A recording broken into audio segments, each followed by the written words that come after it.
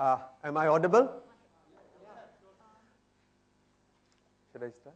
Yes, you can. Okay, good afternoon. And after a nice and heavy lunch, I guess the standard statement that everybody makes is, please keep awake. While I was just about to get into lunch, I had this sudden person with a gun coming to my head saying, please, you need to fill in. So bear with me. I'm not somebody who's come with a prepared talk.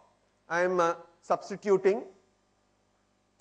But I'm sure I can talk on the theme because it's basically related to the work I'm doing. Shilpi introduced me as Sam Taraparwala. Yes, I head the Xavier's Resource Center for the Visually Challenged in Mumbai. It's part of St. Xavier's College, where I'm an associate professor and head of sociology. So that's my real work. The theme relates to how we can use technology to promote inclusive education for the disabled. First and foremost, we need to be clear about inclusion, about technology, and about the disabled. And then we need to tie them up into the actual value addition we get from technology. So I'll speak a word or two on the concept of inclusion first and foremost. I don't need to get into that because that's a broader philosophical debate. But if you look at it historically, the ideas with regards persons with disability moved from this whole notion of segregation. You are different from us, so you stay there. We are different from you, so we are not going to be mingling with you. So if you want to get educated, go to the special school, and that's it. In the 1950s, the discourse slowly moved to the idea of integration, where persons with disability were allowed. Mind you, look at this term the word I'm using, allowed.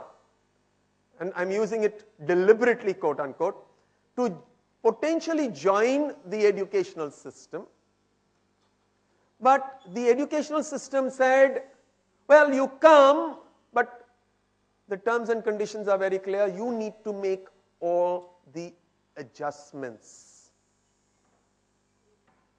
It's only recently, thanks to an evolving discourse within the area of disability, that we have moved to the notion of inclusion, where the onus of adjustment has actually been brought on systems, the educational system in this case, where the educational system has to make the necessary arrangements, the necessary adjustments, so that the teaching learning experience becomes fulfilling, becomes actually something that the child can gain from.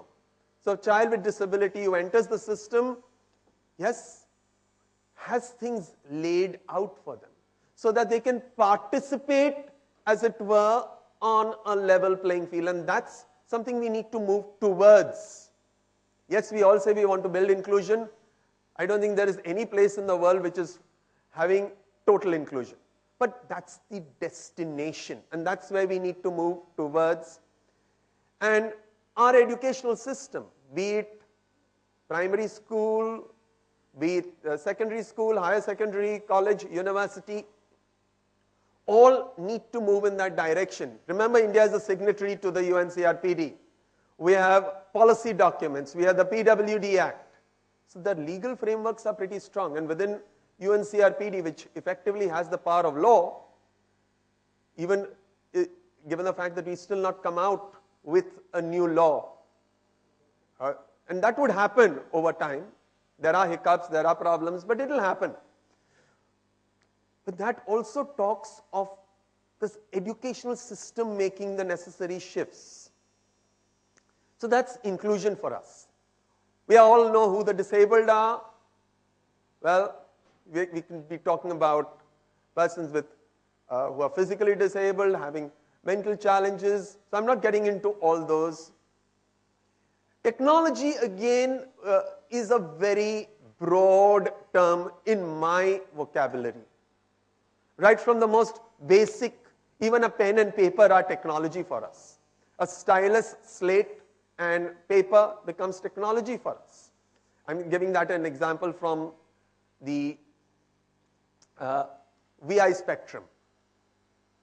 But on the other hand, you can have the most high-tech level of technologies, very advanced systems to help the hearing impaired, the blind, persons with cognitive difficulties. You can have a whole range of those. So I'm not here to sit and list out what technologies are there. I'm here to talk about broader concepts. And most importantly, the role of the teacher, the role of resource centers, and also the broader ecosystem. Let's start with resource centers. What are resource centers?